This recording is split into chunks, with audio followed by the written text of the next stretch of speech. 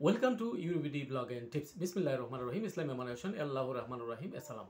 আজকে আলোচনা করব 2025 সালের জুলাই মাসে ঘটে যাওয়া পর্তুগালের শীর্ষ ব্রেকিং নিউজ শিরোনাম এবং সংক্ষিপ্ত পর্যালোচনা।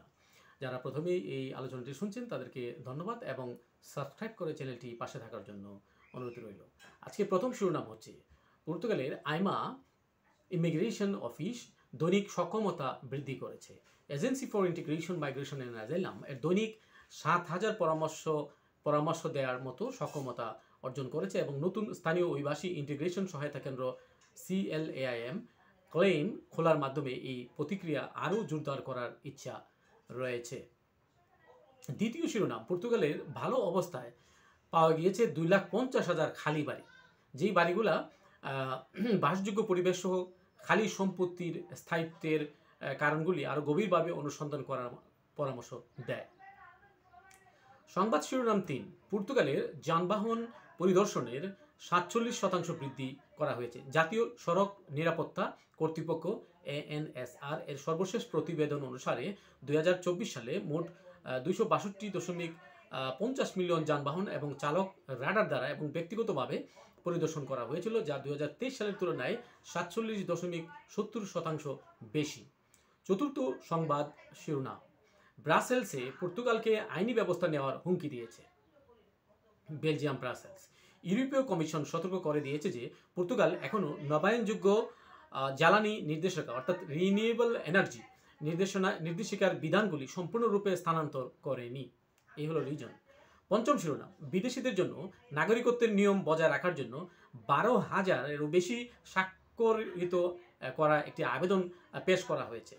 12,000-এরও বেশি মানুষ পর্তুগিজ সংসদে জমা দেওয়া সাইন করা পর্তুগালের সংসদে জমা দেওয়ার জন্য একটি আবেদন স্বাক্ষর করেছেন, যেখানে আইন প্রণেতাদের দেশে ইতিমধ্যে বৈধভাবে বসবাসকারী বিদেশিদের জন্য বর্তমান নাগরিকত্বের সময়কাল বজায় রাখার আহ্বান জানানো হয়েছে। যারা অ্যাটলিস্ট বর্তমানে পর্তুগালে রেসিডেন্ট হিসেবে আছে বৈধভাবে, তাদের জন্য যেন আগের নিয়ম বহাল থাকে 5 বছর, সেটি এখানে বলা আছে মূলত। এই জন্য 12,000-এর বেশি মানুষ স্বাক্ষর করেছে। এটা আমরা বলতে পারি মাস সিগনেচার আর কি, গণস্বাক্ষর অভিযানের পক্ষ থেকে এটা করা হয়েছে।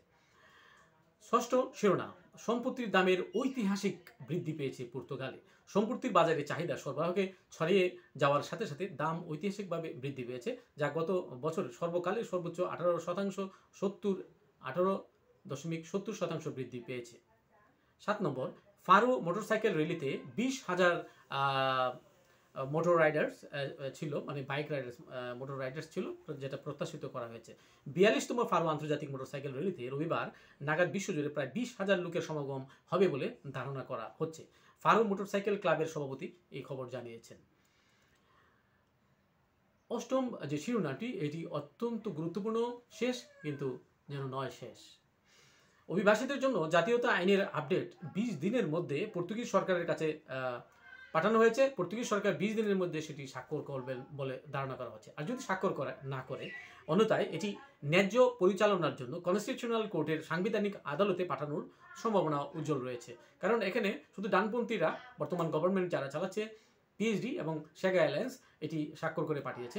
বাট যারা ডানপন্থী বামপন্থী রয়েছে, PS রয়েছে, ব্লকো এসকার্দা রয়েছে, এই ধরনের যারা পার্টি রয়েছে, তারা কিন্তু সই করে নাই। ইতিমধ্যে তারা রাষ্ট্রপতির সাথে এই ব্যাপারটি নিয়ে খোলামেলা আলোচনা করার জন্য সময় চেয়েছে। তো পর্তুগালের আরও একটি যে খবর রয়েছে, এখানে আমরা দেখলাম যে অর্থাৎ বুড়োদের বয়স্ক ভাতা বৃদ্ধি করার ব্যাপারে সরকার কাজ করেছে এবং ভাতা বৃদ্ধি করেছে। আর আরেকটি জিনিস হচ্ছে 10 নম্বর যে শিরোনাম, সেটি হচ্ছে পর্তুগালের আমরা মাদেরা দ্বীপে বিজনেস ট্যাক্স কাট করা হয়েছে। এই মোটামুটি 10টি শিরোনাম আলোচনা মোটামুটি আমরা শিরোনামের পাশাপাশি আলোচনা করেছি। যারা চ্যানেলের সাথে আছেন, সাবস্ক্রাইব করেছেন, ধন্যবাদ। আর যারা একদম নতুন, আজকে ফার্স্ট এসেছেন, শুনেছেন এই নিউজ শিরোনামগুলি, তাদের কাছে অনুরোধ রইল আপনারা সাবস্ক্রাইব করবেন আর হচ্ছে শেয়ার করবেন নিউজটি। এটা গোটা মাস জুড়েই, জুলাই মাস জুড়েই এই খবর হেল্পফুল হবে মানুষের কাছে, তথ্য ইনফরমেটিভ হবে। আর হচ্ছে যারা ফ্যামিলি রিউনিফিকেশনের ব্যাপারে নিয়েছেন, ফ্যামিলি রিউনিফিকেশনের আপডেট অনুযায়ী আগের তথ্যই থাকছে, বাট দেখা যাচ্ছে নতুন গ্যাজেট যদি পাস হয়ে যায়, রাষ্ট্রপতি সই করে কিংবা কনস্টিটিউশনাল কোর্ট অর্থাৎ রিভিউ করার পরে ফাইনাল হয়ে আসে, সেটা গ্যাজেট আকারে ফাইনাল হয়, চূড়ান্ত হয় সরকারি গ্যাজেটে, ডায়রিয়া রিপাবলিকাতে আসে, এটা সরকারি গ্যাজেটের নাম।